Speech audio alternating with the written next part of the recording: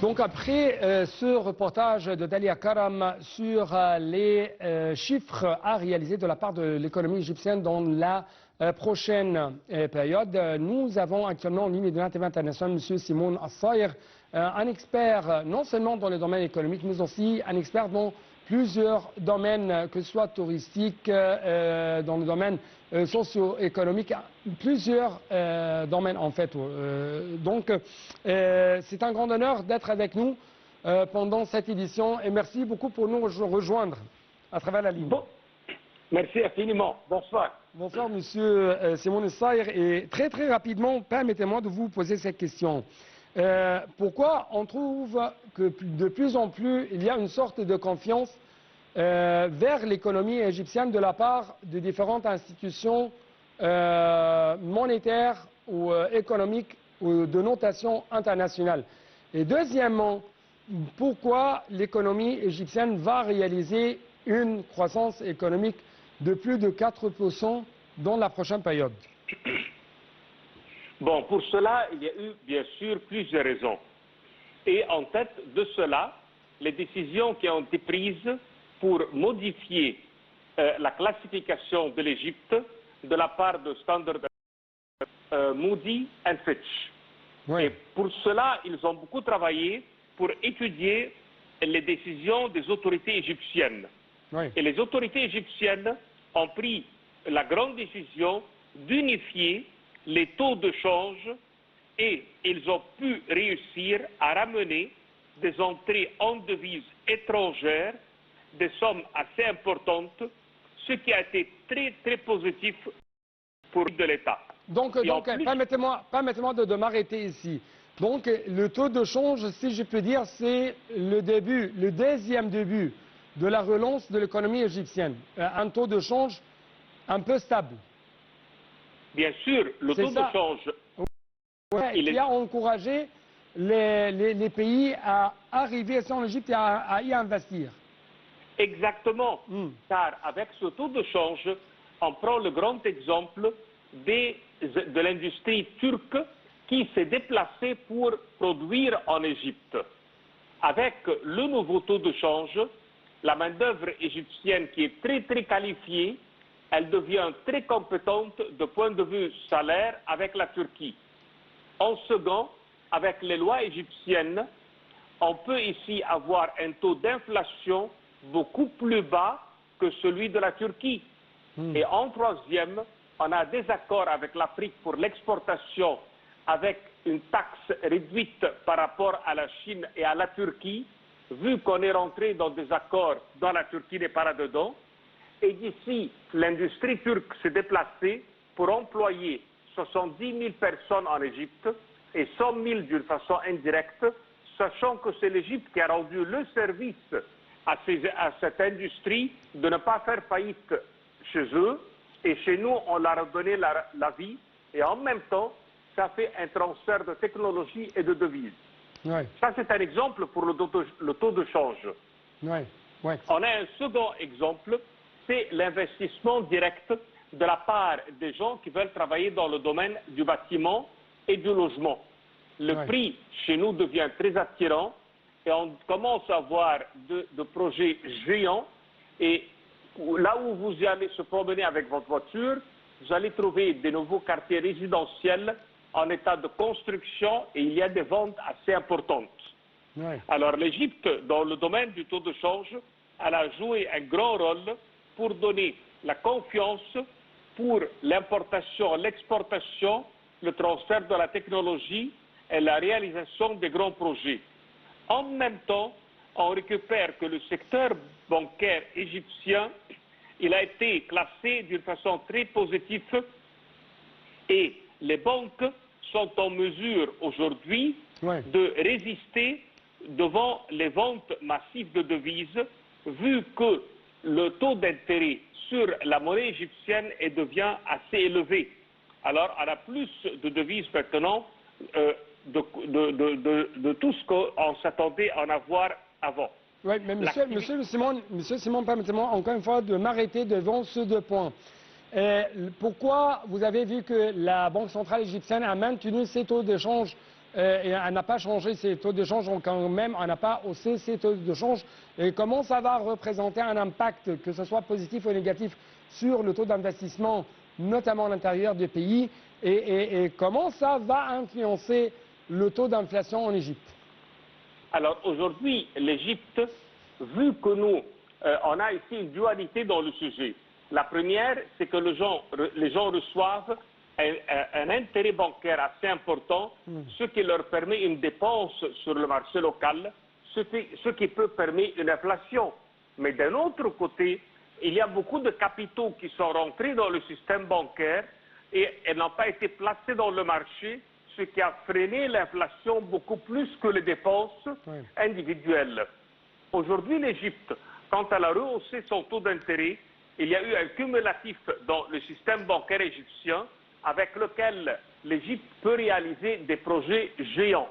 Car pour qu'on puisse faire des projets qui coûtent des milliards et des milliards, il faut rassembler cet argent à travers le marché local pour éviter d'avoir un prêt international.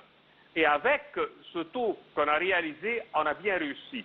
C'est vrai que ce taux ne permet pas l'industrie locale de faire de prêts bancaires, car ça va être pour eux très très élevé, mais ça permet les projets géants que l'Égypte est en train de réaliser, ce qui va pousser l'économie égyptienne à court et à long terme.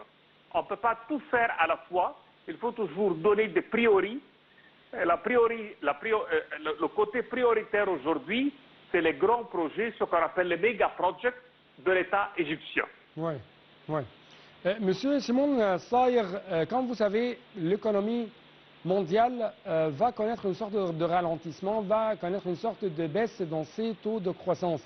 Mais justement, d'après les grandes institutions internationales comme la FMI ou la Banque mondiale, ces institutions ont affiché qu'il y a beaucoup d'espoir pour que l'économie mondiale va être dopée, mais cette fois-ci par les économies émergentes, et entre des guillemets, les économies émergentes comme, ou les marchés émergents comme l'Égypte par exemple.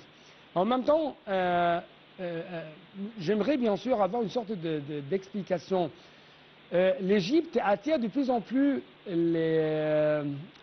l'afflux d'investissements, de plus en plus la coopération de différentes parties mondiales. Comme vous savez, les Occidentaux sont en guerre avec la Russie.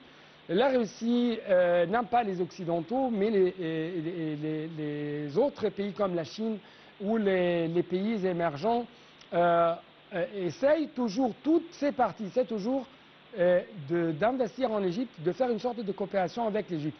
Pourquoi, selon vous? Alors aujourd'hui, nous on repère clair et net qu'il y a une inflation très très élevée, non déclarée en Europe et aux États-Unis.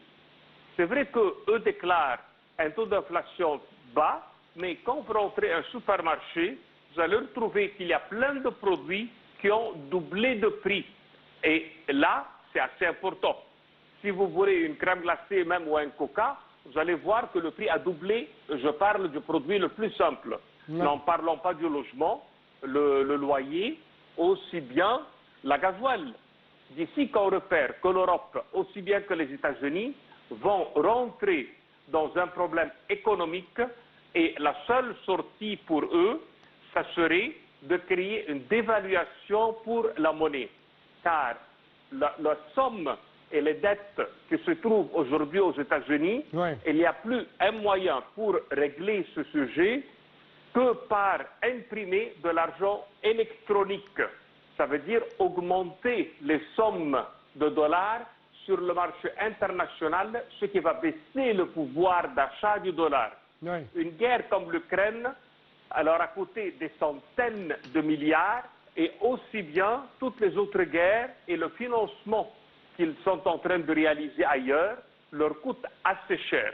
Et tout cela va se refléter sur le pouvoir de l'achat de l'Américain dans son pays. L'Égypte, elle devient un point d'attraction vu qu'on a une stabilité dans une devise et un taux d'intérêt très élevé. D'ici, vous repérez très très bien qu'aujourd'hui le Golfe transfère ses investissements pour l'Égypte au lieu de les placer dans la bourse ou dans les institutions américaines ou européennes. Aujourd'hui, l'Égypte récupère des dizaines de milliards de dollars et ce n'est qu'un début pour d'autres investissements qui vont venir, car l'Égypte est un État dans lequel on peut faire un gain à travers l'exportation et l'attraction des fonds étrangers. Ça veut dire à cet égard, dans 2 minutes, à quel point vous trouvez que la nouvelle politique adoptée par le gouvernement égyptien pour doper les exportations vers l'étranger, localiser l'industrialisation et donner plus d'espace pour le secteur privé attire de plus en plus vraiment la coopération avec les grands pays. Dans moins de 2 minutes. Oui. Alors aujourd'hui, l'Égypte, elle s'est placée sur un produit qu'on appelle l'économie verte. Et ça, c'est un atout qui est bien demandé en Europe et aux États-Unis. On va le produire à un prix plus bas que les pays compétents, comme le nord de l'Afrique ou la Turquie. Et d'ici, on pourrait faire vraiment un grand revenu pour l'Égypte et une grande réputation. On rentre dans une industrie comme celle des voitures et d'autres produits qui sont en grande nécessité pour toute la région qui sont autour de nous.